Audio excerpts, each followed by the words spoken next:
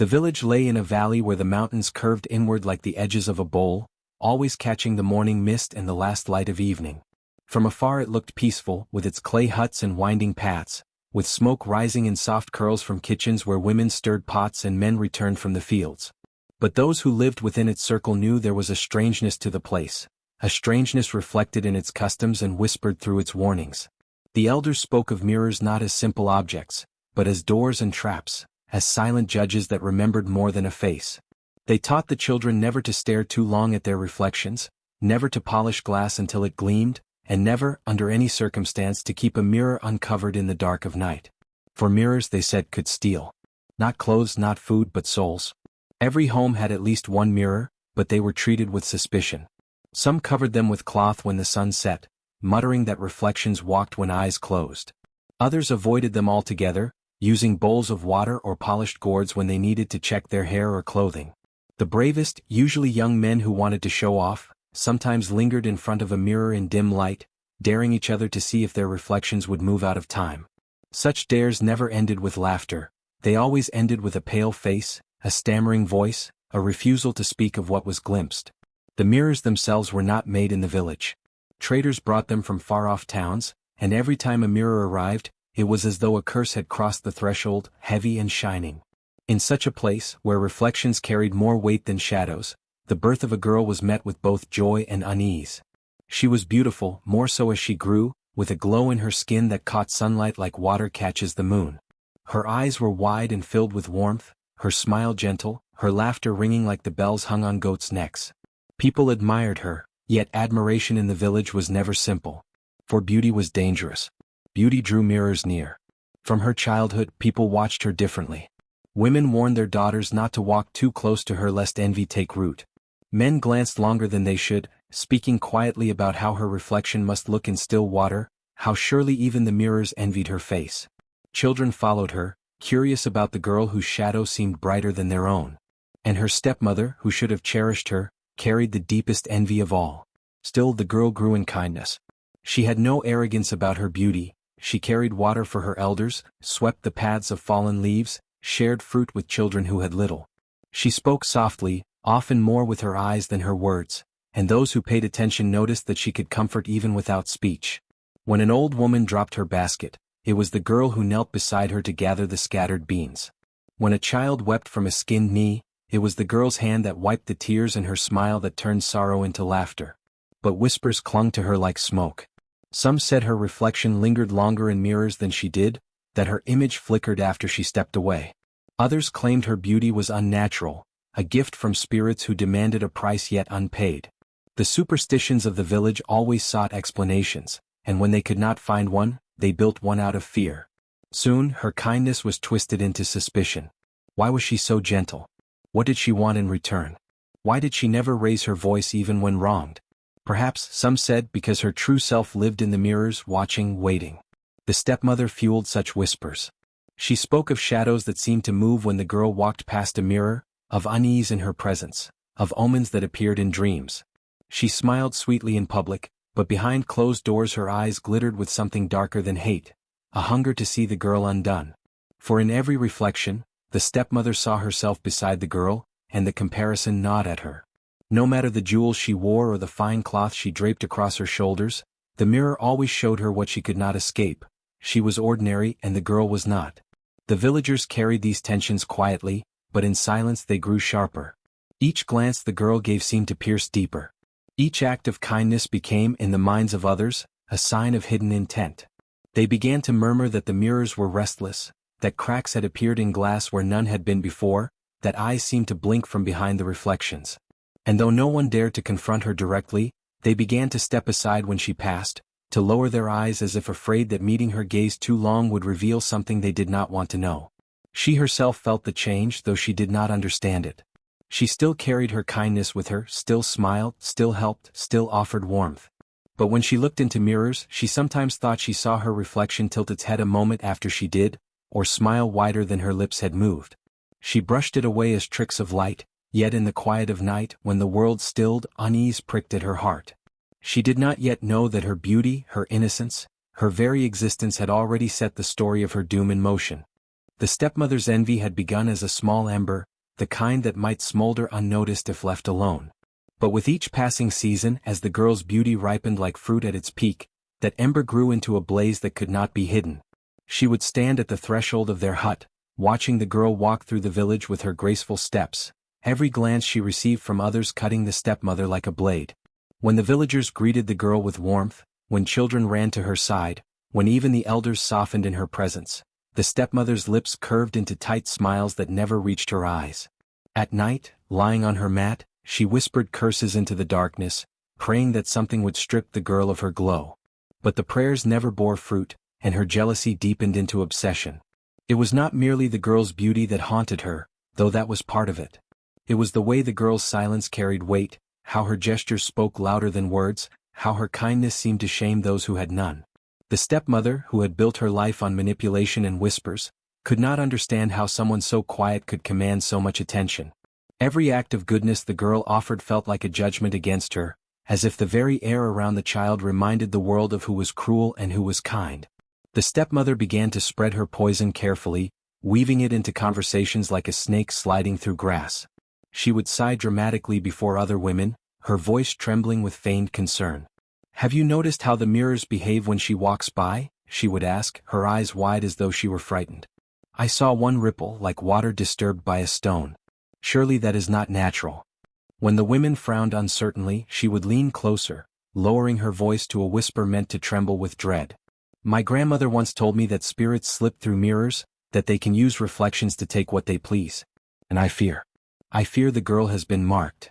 The villagers were already half convinced, for their superstitions about mirrors were deeply rooted, and the girl's beauty, so unearthly, already made them uneasy. The stepmother only needed to nudge them further. Soon, others began to claim they too had noticed oddities. A man swore he had seen her reflection smile even when her lips had not moved. A child said that when he looked into the river while standing near her, he saw two girls instead of one. The stories spread like cracks across glass, each one deepening the sense that something unnatural clung to her. The stepmother was careful not to appear hateful. She always cloaked her words in worry, shaking her head sorrowfully as though she wished none of it were true. "She is my husband's daughter," she would murmur, "and I want only what is best for her. But what if she is in danger? What if the mirrors are already reaching for her soul?" Her performance was flawless, her eyes brimming with false tears, her voice breaking at just the right moment. And in a village so steeped in fear of reflections, her words took root quickly. Soon the whispers turned into murmurs, the murmurs into discussions, the discussions into uneasy gatherings where villagers debated what should be done. The elders, pressured by the swelling fear, began to recall old tales of rooms filled with mirrors, chambers used in ancient times to test whether a person was pure or cursed. "If she is innocent, the mirrors will show it," they reasoned. "If not, we will know." The stepmother encouraged this line of thought, nodding solemnly as though reluctant but resigned. Inside, her heart pulsed with a satisfaction so sharp it was almost painful. The room of mirrors was not just a test, it was a prison, a trap from which few returned whole. Her plan solidified quickly. She began to gather mirrors in secret, convincing traders to part with their wares under the guise of preparing for an important ritual. When questioned, she spoke of cleansing the village of shadows, of ensuring peace for all. The villagers, caught between fear and curiosity, helped her, each contributing a mirror from their homes until a chamber was filled wall to wall with glass. Some were cracked, others clouded, but together they formed a suffocating cage of reflections, each ready to multiply whatever stood within. The stepmother visited the chamber alone before the girl was ever brought there. She stood in the center and turned slowly, watching herself split into dozens of fragments, faces grim, eyes hard, mouths pursed.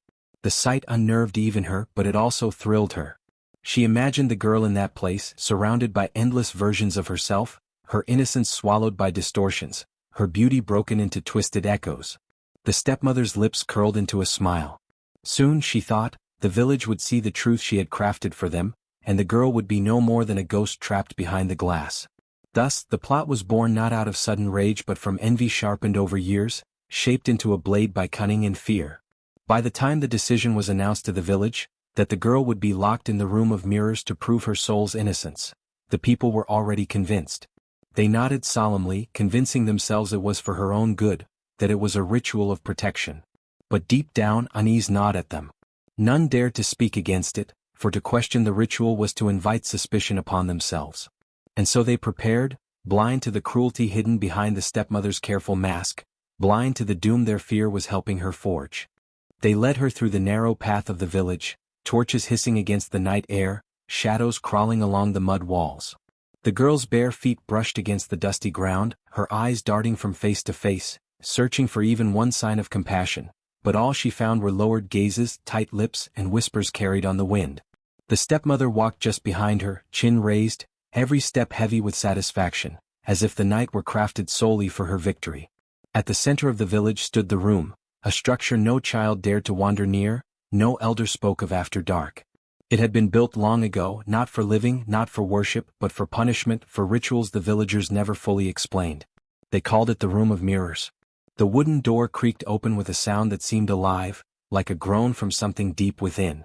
She stepped inside, and the air changed, colder, heavier, pressing against her lungs as though even breath itself might shatter under the weight of what was to come. The walls were not walls at all but endless glass, lined from floor to ceiling, glimmering faintly even without light. Dozens of her faces stared back at her, yet they were not her faces, not truly.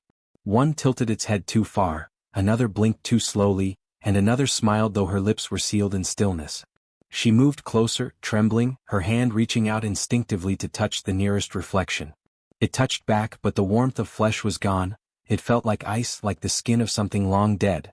Behind her, laughter rose softly, the stepmother's mocking chuckle as the door thudded shut, the lock sliding into place with a finality that echoed louder than any scream. The villagers, gathered just beyond, shifted uneasily. They had agreed to this act, believing the stepmother's words, but now, as the sound of the lock carried into the night, some felt their stomachs twist. The girl turned slowly in the chamber.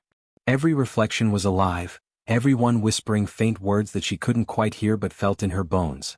Some mouths moved without sound, others distorted into silent cries of agony. Her heart raced and she pressed her palms against her ears, but the whispers sank deeper than sound, threading into her thoughts, unraveling her sense of self. She closed her eyes for relief, but when she opened them, her reflections no longer copied her movements. They walked when she stood still. They touched their faces when her hands hung limply by her side. And one near the far corner, turned its back to her completely, ignoring her presence, gazing instead into something beyond, something she could not see. The villagers outside fell into silence, the torches sputtering as if even the fire grew fearful. They had been promised safety by this ritual, told the girl's cursed reflection would be trapped forever within the glass. Yet none dared to peek inside. They felt the chill in the air, heard the faint scratching from within, and though they tried to dismiss it as imagination, unease gnawed at them. Inside, the girl pressed herself against the mirrors, her breath fogging the surface, her eyes wide with terror. The reflections no longer looked like her. They grew thinner, their eyes hollow, their mouths curling into grotesque shapes. Some began to claw at the glass from the other side, their nails screeching, their desperation bleeding into her veins. She screamed or tried to, but her voice caught in her throat, swallowed by the mirrors, devoured before it ever left her lips. Her stepmother leaned against the doorframe, listening with closed eyes, savoring the soundless suffering within. For her, this was triumph, not only to rid herself of the girl's beauty and innocence but to prove her own power over the village. Yet even she could not ignore the creeping dread. Her laughter faltered when she thought she heard another sound beneath the silence. A low hum, vibrating through the wood, like the voices of the reflections themselves pressing outward, demanding release. The ritual was meant to be over once the girl was locked inside. The villagers should have returned to their homes, whispering prayers and pretending they had done the right thing. But none moved. Something about the stillness of the night, the strange way the air hung heavy, pinned them where they stood. The firelight caught on the mirrors through the cracks in the doorframe, and for the briefest moment, some swore they saw more than one shadow moving inside. More than just the girl. Hours stretched. The girl sat on the cold floor, hugging her knees, surrounded by thousands of unblinking eyes. The mirrors no longer reflected her as she was. Instead, they showed versions of her that had never been born. Faces without features, skin stretched tight, or mouths wide open in silent howls.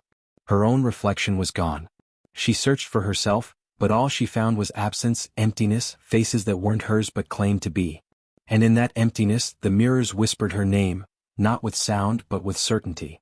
A chorus of selves that weren't hers and yet were, promising that once a soul entered their chamber, it never left the same. At first she tried to fight it. She pressed her palms against the smooth glass, pushing as though sheer force could break free from the prison that wrapped around her.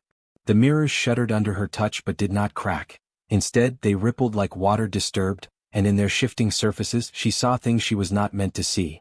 A child that looked like her, laughing in a field, yet the laughter was not hers, it was hollow, sharp, and mocking. Another mirror showed her carrying heavy loads under the sun while her stepmother rested in the shade, but in that reflection she smiled as if she enjoyed her suffering. The images twisted, blurring the line between memory and invention, making her question which moments belonged to her and which were lies planted in the glass. Whispers seeped into her ears though no sound was truly made. They weren't voices from outside. These came from within the mirrors, from the thousand versions of her that stared back with knowing eyes. You were never loved. You were only pitied. Another face mouthed silently, your father forgot you. He chose another. He left you to this fate. Each reflection told a story, some familiar, some foreign, but each cut deep like knives of truth sharpened on falsehoods. She pressed her hands against her head, trying to shut it out, but their lips never stopped moving, and the words continued to grow inside her mind. She moved from mirror to mirror, desperate to find her real self, to anchor her thoughts in one unbroken truth. But none of them followed her exactly anymore. One reflection walked 2 steps slower. Another tilted her head in an unnatural angle, smiling when the real girl trembled. Yet another looked away completely, refusing to meet her gaze as if ashamed to share her soul. The longer she looked, the less she recognized herself. Was she the silent child mocked by the village? Was she the dutiful daughter robbed of affection? Or was she something darker, born to suffer because her face threatened others? Each mirror forced her to confront a possibility, and with every passing moment, certainty slipped through her fingers like sand. The air grew colder, heavy with the weight of the unseen. Her breath fogged against the glass, and within that mist, faces formed only to vanish. She saw the villagers outside, their mouths spitting words of hatred and fear. She saw her stepmother's glee turn into a twisted mask of triumph. And then she saw shadows behind them all, dark shapes that moved like puppeteers pulling strings. Were these her visions or the mirror's deceit? She no longer knew. Her chest tightened, panic clawing up her throat.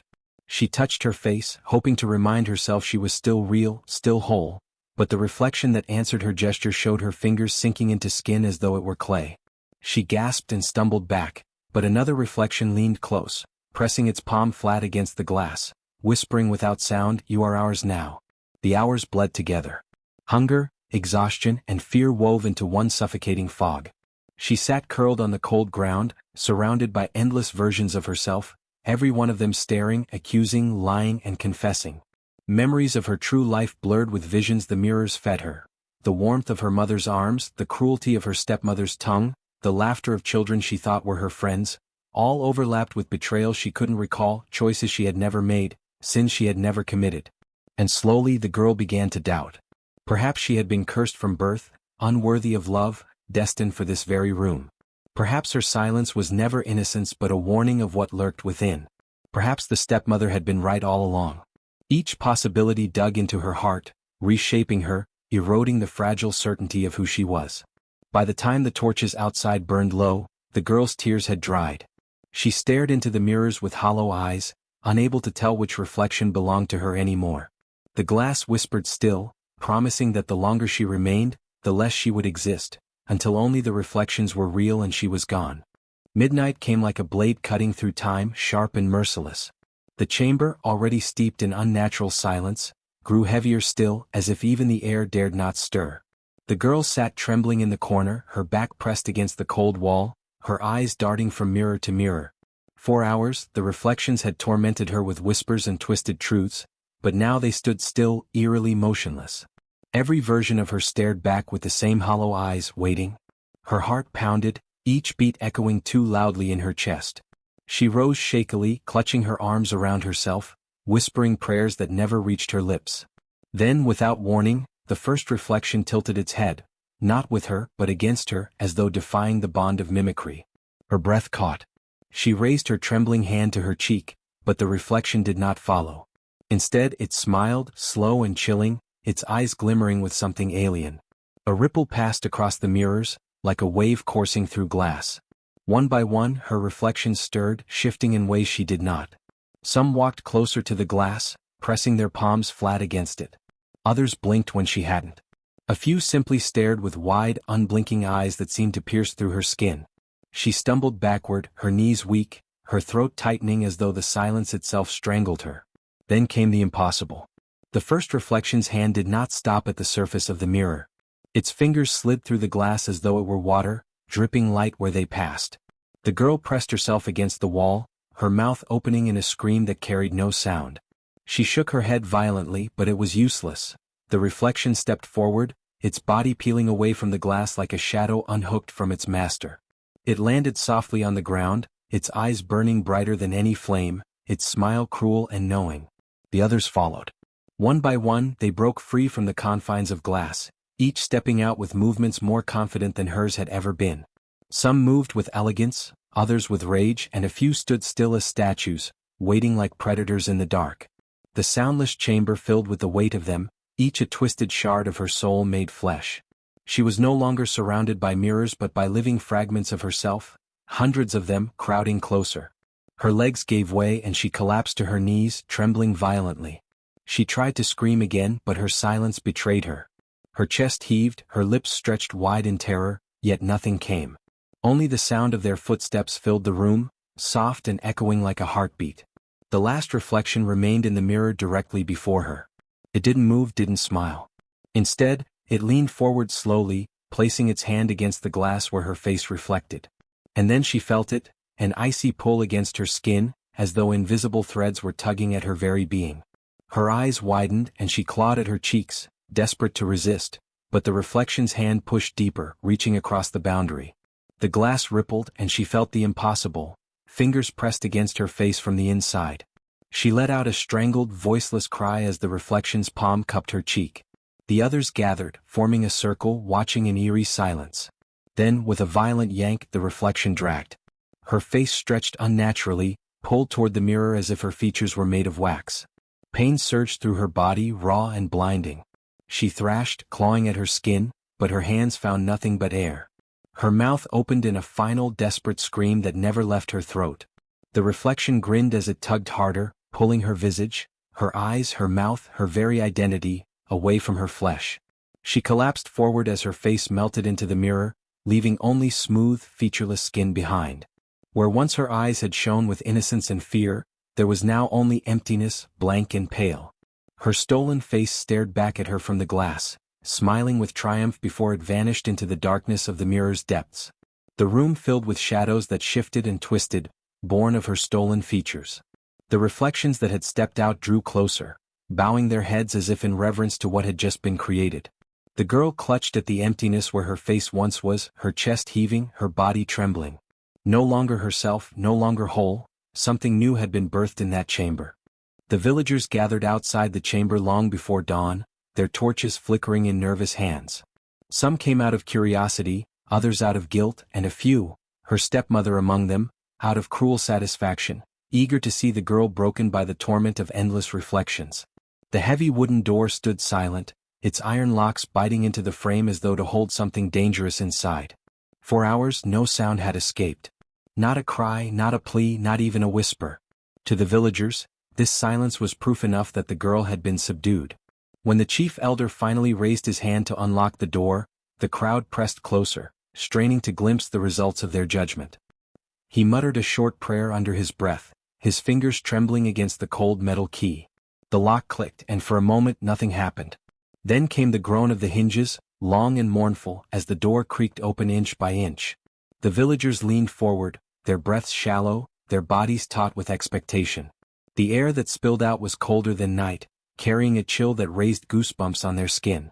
The chamber within, once filled with the glow of torches, now stood in perfect stillness, its walls darkened, its light extinguished. The elder squinted into the gloom, his torchlight spilling across the floor. At first there was nothing. Just silence and shadow. Then from within a shape moved. She stepped into the threshold slowly, her bare feet dragging against the stone. The crowd gasped, a murmur spreading like wildfire through their ranks. It was her, yet not her. The girl who had been locked away emerged with her body intact, but her face was gone. Smooth, pale skin stretched over where her features should have been. No eyes to see, no mouth to cry out, no nose to breathe. Just a blank canvas of flesh where her identity once lived. A child at the front screamed and clung to his mother's skirt. Others stumbled backward, hands clutching their mouths in horror. Even those who had mocked her silence now recoiled, for this was something beyond cruelty, beyond punishment. She did not look broken, she looked emptied, reshaped into something unholy. The stepmother, standing near the front, pressed a hand to her lips. At first there was a spark of triumph in her eyes, but it withered into unease the longer she looked. This was not the victory she had craved. This was something she could not control. She whispered sharply to the villagers, "It is just a trick. Do not fear." She hides her shame. Yet even she could not steady her trembling voice. The girl, if she could still be called that, paused on the threshold. Behind her, the chamber lay exposed to the torchlight, and a fresh wave of terror rippled through the crowd. The mirrors that had filled the room were no longer alive with reflections. They stood still, lifeless, their surfaces darkened as though the glass itself had died. Not a single image looked back. It was as if the mirrors had been drained, emptied of all power, leaving nothing but cold, empty shells. Some swore they could see faint smears across the glass, as though faces had once been pressed there but were now erased. Others whispered that they saw shadows slithering just beyond the surface, but when they blinked, the shadows were gone. The silence within that chamber was deeper than before, like the grave of something that had been buried forever.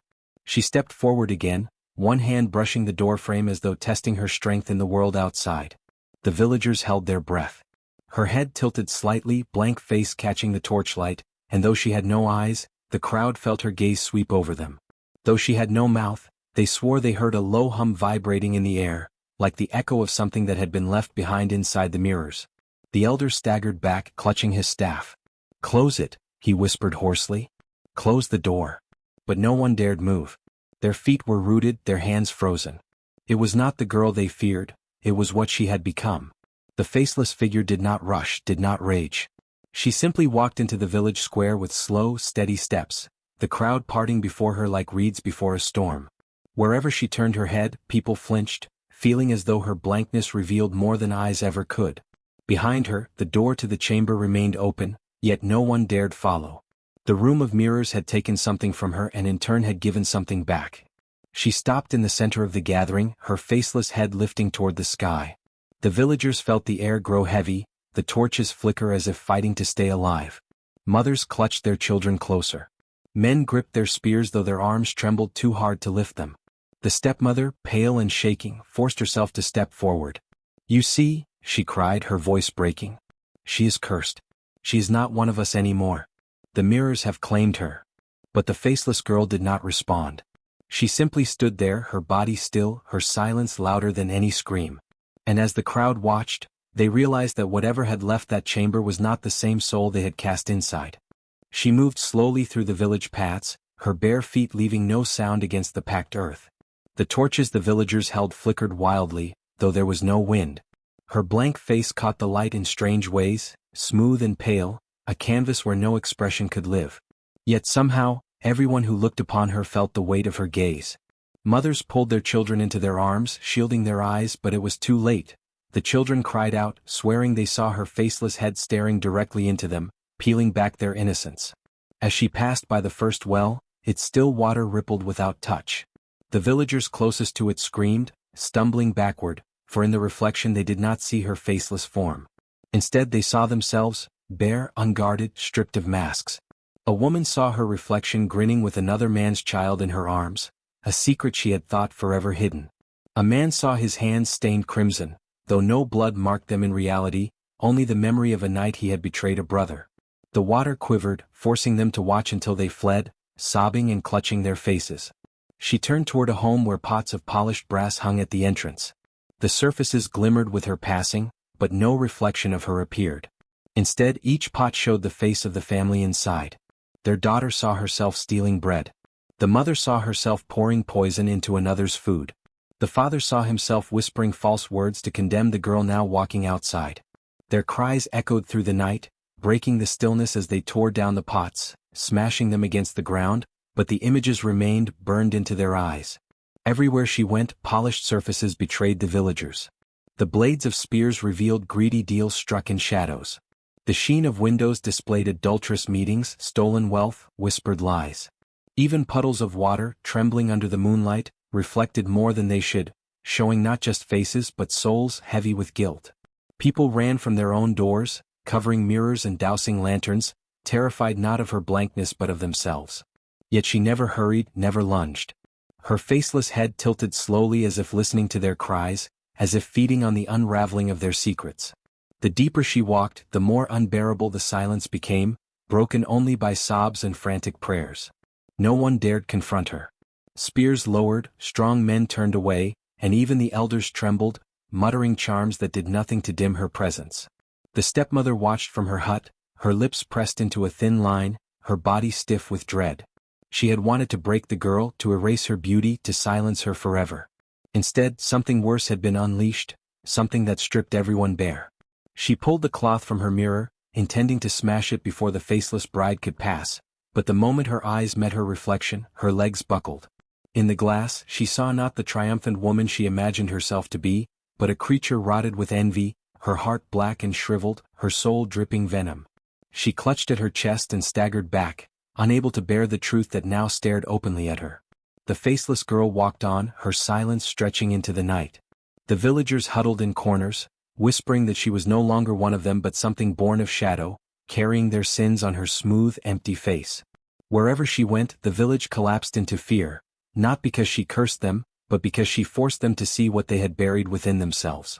The faceless girl moved like a shadow down the village paths, her silent steps spreading more fear than 1,000 storms. Where her smooth, featureless face should have been eyes and lips, there was only a blank canvas of pale skin. Yet her presence seemed to see deeper than any gaze.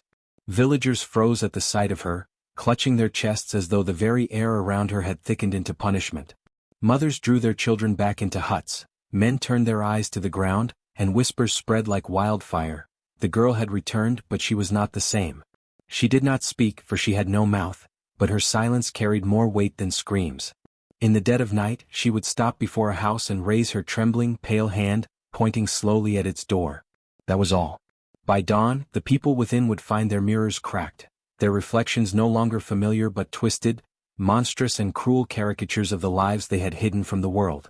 In the home of a boastful woman who mocked the girl's poverty, her mirror fractured into jagged shards, each reflecting her with a face bloated and rotting, worms crawling from her mouth where words of scorn once poured. She screamed and smashed the glass, but even in polished metal pots or the surface of a water jar, she saw the same vision. Days later, her beauty faded, her skin sagged, her hair withered, and no amount of oils or charms could restore it. In the hut of a merchant who cheated widows, the mirror showed him doubled, two faces sneering, both mouths devouring gold, his eyes bulging like a starving rat's. The image laughed until its jaws split wide, swallowing itself. When the man tried to look away, he found his real eyes burning, dripping like wax down his cheeks until he stumbled blind into the night, wailing. In another corner of the village, a young hunter who once mocked her cries of hunger found his reflection standing behind him, silent and still. When he turned away, the reflection did not vanish. It followed. Each time he saw himself in water or glass, the double grew closer, darker, more skeletal.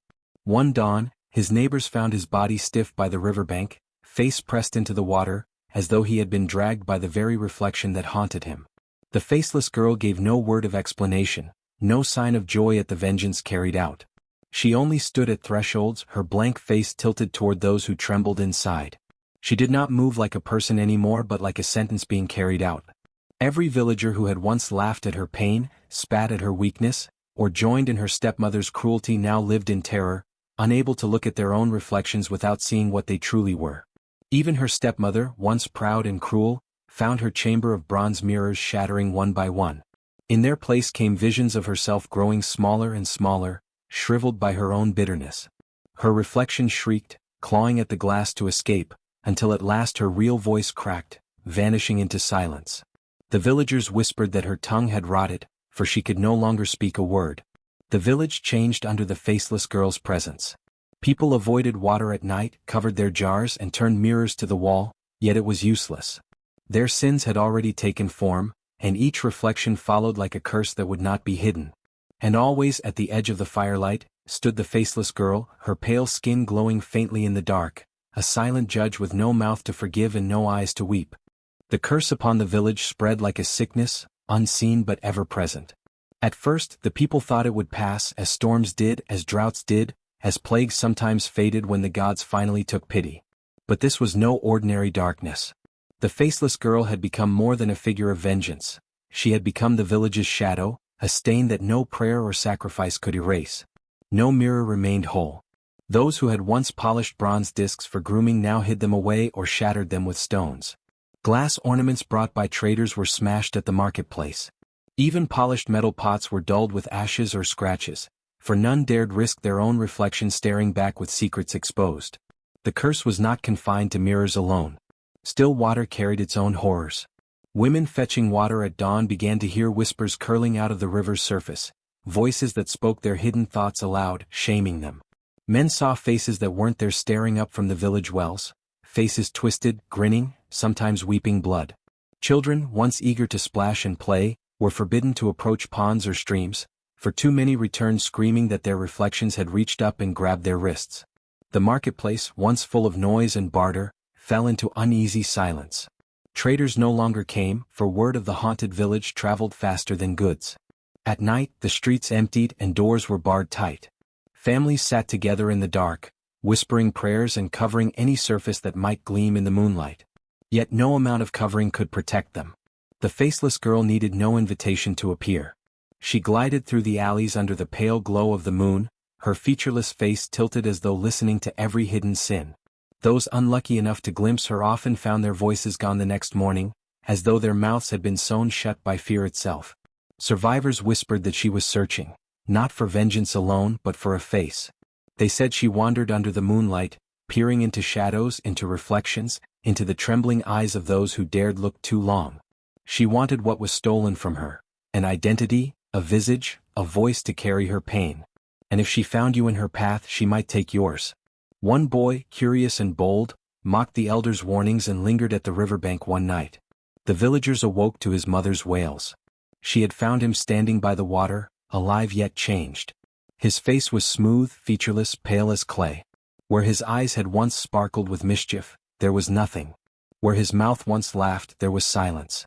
The faceless girl had stolen what she sought, and the boy wandered the rest of his days blind and mute, a living echo of her curse. Fear thickened with every passing moon.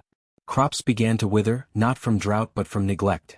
Few dared to work the fields after dark for fear of seeing their own reflection in the sheen of morning dew.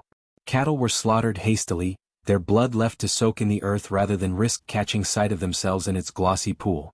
Weddings were postponed, festivals abandoned.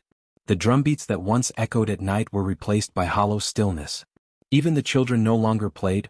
What joy could survive in a village where laughter might summon something from the glass? Whispers turned to tales and tales to warnings. Never look into water at night. Cover your face when the moon is high. Do not speak of her aloud or she will find you. The village became a place of hushed superstitions, every shadow carrying threat, every whisper sounding like hers. Yet, despite the fear, the faceless girl did not vanish. She lingered at the edges of vision.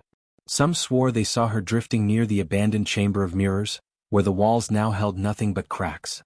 Others claimed she walked through the burial grounds, pausing at each grave as though listening to the dead. A few said she stood outside her stepmother's hut until dawn, a silent sentinel. And always, she carried with her the weight of judgment, pressing down on every soul that had once turned against her. The village, once vibrant, grew hollow. Outsiders avoided its borders, calling it the haunted place. Crops failed, children starved, and no one dared seek aid, for shame and fear bound them tighter than chains. Yet the curse never lifted. Even when the guilty had been punished, even when silence fell heavy, the faceless girl still roamed. For the curse was not just vengeance, it was memory. And so, survivors whispered her name without voice, shivering whenever the moon rose high. They knew she was still searching, moving from shadow to shadow, waiting for the next face to claim. The haunted village remained a warning, not just to those who lived within, but to every traveler who passed its borders. Cruelty can birth curses deeper than death, and some wounds never heal. For under every moonlit night, the faceless girl still walked, faceless yet never unseen, forever seeking what was stolen from her. Her story did not stay buried within the walls of the haunted village. Like smoke from a fire, it drifted far across the lands, curling into the ears of travelers, merchants, wandering storytellers, and drummers who carried tales from one settlement to another. Soon, even villages that had never seen her shadow whispered about the faceless girl. She became a name uttered in hushed tones at night, a warning wrapped in myth, her curse becoming part of the land's living memory. Parents, who once scolded their children with threats of spirits in the forest or beasts lurking in the dark, now invoked her name instead. "Do not mock the quiet ones," they said. "Do not laugh at the innocent, for you do not know what silence hides." And when children lingered too long before mirrors, staring at their own reflections in vanity or curiosity, elders yanked them away and hissed warnings. "Do not trust mirrors too deeply. They may not give back what they take." Songs rose in her name, though they were not songs of joy or celebration. They were chants, half prayer, half caution, sung around fires when the night grew too still. In those songs she was remembered as a spirit of justice, faceless yet watchful, a figure who could not be bribed or tricked, for without a mouth she did not eat, without eyes she did not blink, and without ears she did not tire of hearing the whispers of guilt. Children trembled when these chants were sung, but they learned the lesson hidden inside, that cruelty could summon curses no knife could kill, and envy could birth ghosts no ritual could banish. Travelers spoke of villages where water was never left uncovered, where every shard of glass was buried in the earth, and where even polished beads were dulled with soot. These customs spread outward, each linked back to her legend. The faceless girl became the explanation for countless fears. A broken mirror meant someone had mocked the helpless, a distorted reflection in a pool meant a hidden sin had been revealed, a sudden hush in a gathering meant the faceless spirit had passed unseen. The tale of her stepmother spread alongside her own. She became the eternal villain in the story, a warning against jealousy and cruelty. "Do not envy the innocent," the storytellers said, "for envy sharpens a blade that cuts both ways." Children who grew too proud were told the stepmother's fate, cursed by her own deception, destroyed by the very reflection she thought would shame another. And so, in every telling, the faceless girl was not merely a victim, she was justice incarnate, the balance that arrived when human hearts turned wicked. As generations passed, the tale shifted, but its core remained. Some said she wandered still, faceless beneath her veil of shadows, searching for those who mocked or harmed the gentle. Others claimed she became the guardian of the innocent, faceless so she could wear the image of any wronged child, appearing in dreams to those in danger. A few whispered that she lingered in every reflective surface, waiting to remind the guilty of what they had done. But always she was remembered with fear. Her story was not carved into monuments or celebrated with festivals, for no one wished to summon her presence. Instead, she lived on in whispered warnings and fearful glances. Her legend was carved into silence, a silence that carried weight heavier than any drumbeat. On moonlit nights, drummers in faraway villages sometimes paused, claiming they heard footsteps among them when no one walked nearby. Storytellers swore that when they told her tale, shadows gathered closer as if listening. Mothers said that if a child stared too long into a river's surface, they might see not their own face, but hers, smooth, empty, waiting. Thus, the faceless girl became more than a cursed bride. She became a symbol, of envy punished, of innocence defended, of truth dragged into the open. Her tale, stretched across years and lands, settled deep into the bones of the people, so that even those who had never seen her or her cursed village carried her memory in their blood. To this day her legacy endures. A cracked mirror is still considered an omen. A child's quiet gaze is treated with reverence, never mockery. And whenever someone dares to mistreat the gentle or sneer at the powerless, someone nearby inevitably whispers, "Be careful. She is watching. She has no face but she sees everything." And so, the faceless girl lives on, not as flesh, not as shadow but as a lesson etched in fear, carried from one generation to the next. She is remembered in songs sung under trembling breath, in the silence before sleep, in the trembling reflections of water and glass. Her legend became the eternal reminder that cruelty never dies quietly, and sometimes silence carries the loudest curse. Her story did not stay within the boundaries of the cursed village. Like smoke carried by the wind, it drifted from mouth to mouth, from fire circle to fire circle, until even those who had never seen her shadow spoke her name. The faceless girl became more than a tragedy, she became a legend, a spirit invoked whenever justice was demanded, or whenever cruelty was whispered about in the dark. Parents, who once frightened their children with tales of beasts in the forest or spirits in the rivers, found a sharper story in her fate. "Do not mock the innocent," they warned, pointing at the moonlit water where reflections shimmered. "Do not laugh at the powerless, for silence is never weakness. And never, never stare too long into a mirror, for you do not know who stares back." Children who grew too curious about their own reflections were yanked away by anxious mothers, their cheeks pinched as stern voices reminded them of the faceless girl whose beauty was envied, whose kindness was cursed, and who now lived on in every surface that could hold a reflection. Storytellers, drummers, and wandering singers carried her tale across regions, reshaping it but never softening its warning. Some said she roamed as a faceless bride, walking under the moonlight, her smooth skin glimmering where her features should be, searching for those who mocked the helpless. Others claimed she had taken residence in the glass itself, waiting behind the shimmering surface of every polished object, ready to drag into her world anyone who dared to lie or deceive. Her facelessness was her strength. She could wear any face she pleased, the face of the betrayed, the oppressed, the voiceless. Her stepmother's cruelty also became part of the lore, remembered as the example of envy devouring itself. Beware the jealous heart, elders would say, for it builds prisons for others but digs graves for itself. In each retelling, the stepmother's fate was more gruesome. Some said she was swallowed by mirrors that showed her monstrous reflection, others that she wandered blind, clawing at surfaces that refused to hold her face. Her villainy made the girl's suffering clearer, but it was the faceless bride herself who became the eternal figure, both feared and respected. Across distant lands, strange customs bloomed because of her legend. Some villages broke mirrors immediately after they cracked, fearing her curse. Others avoided still water, throwing stones into rivers and ponds to break the smooth surface so that no spirit might rise. In certain households, every polished object was smeared with ash, for they believed her faceless gaze lurked in the gleam. Even today, when a mirror falls and shatters, people whisper her name. Even now, when someone dreams of a face that cannot be seen, they wake trembling, believing the faceless spirit walked through their sleep. Her name passed into chants, half prayer and half warning. By the fireside, elders would sing softly, their voices rising and falling like the beat of distant drums. She who was beauty, she who was cursed, she who walks faceless where envy burned. Children listened, wide-eyed, their hands clutching their blankets. Some would laugh nervously, but when they looked into the stillness of a basin of water, the laughter died quickly, for what if the reflection waiting there was not their own? Generations changed, but her lesson endured. The villagers who survived her wrath carried the story to their children, and those children passed it further, until it no longer mattered which village had first locked her in the room of mirrors. What mattered was the warning: cruelty never remains buried, envy never dies quietly, and injustice always returns even if faceless to demand its due. In some versions she was not only feared but revered. People said she defended the weak, punishing only those whose cruelty demanded it. A few whispered that she appeared beside children who were mocked or beaten, standing silently at their side, faceless yet protective, her very presence a shield. To them, she was justice cloaked in terror, proof that even when humans failed to protect the innocent, the spirits of the world did not forget. But to most she remained a figure of dread.